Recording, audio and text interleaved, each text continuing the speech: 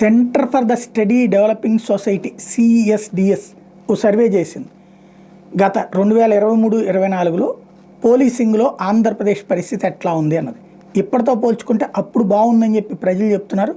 Common cause సంస్థతో కలిసి లోక్నీతి సంస్థకు చెందిన సిఎస్డిఎస్ దేశంలో పోలీసుల పనితీరు మీద చేసిన సమగ్ర సర్వేలో 2023-24లో దేశంలో 17 ప్రధాన రాష్ట్రాల పోలీసుల పనితీరు మీద నిర్వహించిన నివేదికను the status of policing in India report 2025 పేరుతో తాజాగా వెల్లడించారు.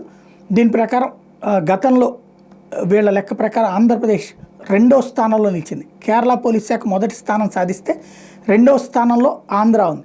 చివరి 3 స్థానాల్లో బీహారు, కర్ణాటక, జార్ఖండ్ ఉన్నాయి.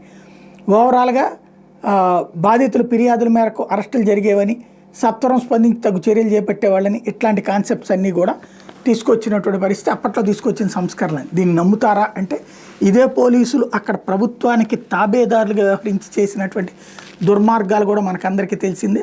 చివరికి ఎన్నికల్లో ఓటెయ్యనివ్వనటువంటిది, అలాగే చెప్పినటువంటి వాళ్ళని చెప్పినట్టు అరెస్టులు చేసినటువంటిది.